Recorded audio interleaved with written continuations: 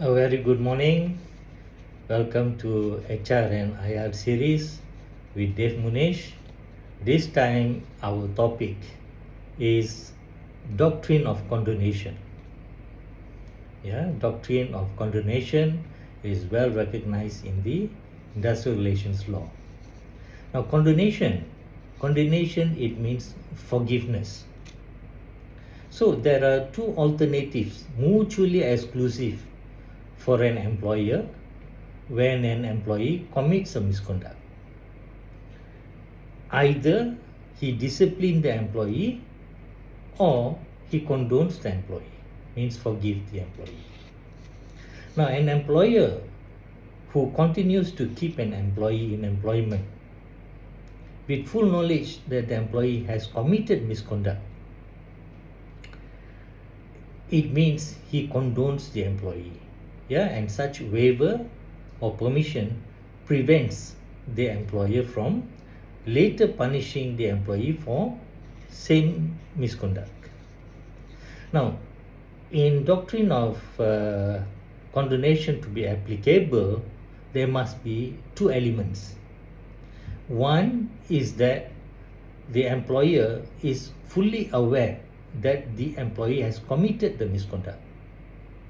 Secondly, he chooses not to take any action. In other words, he condones. So these two elements are essential in doctrine of condonation. Now next we go to unreasonable delay. Unreasonable delay in taking disciplinary action can be construed as condonation. The employer is deemed to have waived his right to punish the employee if there is unreasonable delay in taking disciplinary action against the employee. Now, so what is reasonable time? We look at the case United Traction Company Sendirian Berhad Batuworth versus Transport Workers Union. So what is reasonable time is well explained in this case. Reasonable time does not mean that the employer must act immediately. He may need to seek advice from senior managers, or he may need to seek advice from legal opinion. So long as there is no undue delay by the employer's action cannot be construed as condonation. Now let me share with you case sharing. Now in this case, Koperasi Serbaguna Qpex Tanggungan Berhad versus S. Bimala. The claimant has been dismissed from employment because habitual latecomer. The employer had failed to take prompt action on habitual latecomer who was alleged to have been late on 61 occasions. So for the 61 occasion, the company did not do anything except a blanket accusation and dismiss the employee. Now this is held to be unjust. Because prior to the dismissal, the company did not take any action. Therefore, this is considered to be condonation.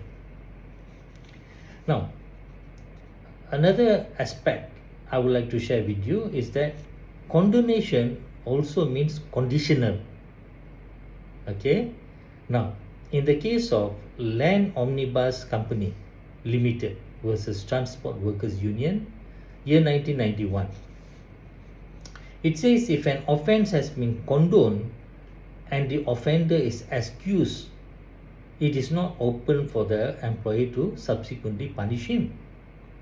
However, if the employee repeats the same offence again, it is perfectly justifiable for the employer to consider the previous offences in determining the punishment for subsequent offences.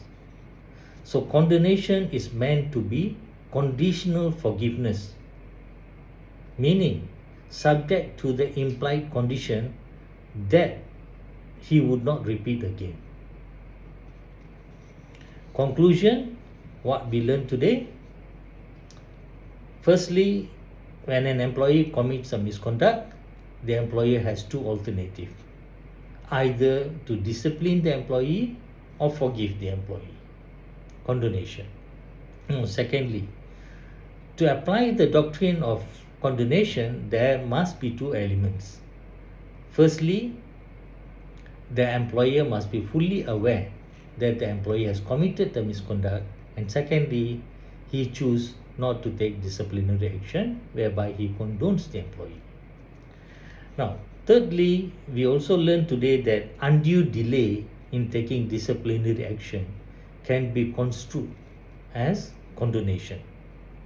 And fourthly, condonation is conditional. It is implied that condonation means forgiveness so long as the employee does not repeat again. Otherwise, it will have cumulative effect, justifying dismissal. So, I'm Dave Munish. For training and consulting in employment law, industrial relations, and HR, please call at 012-559-2024. Thank you for watching.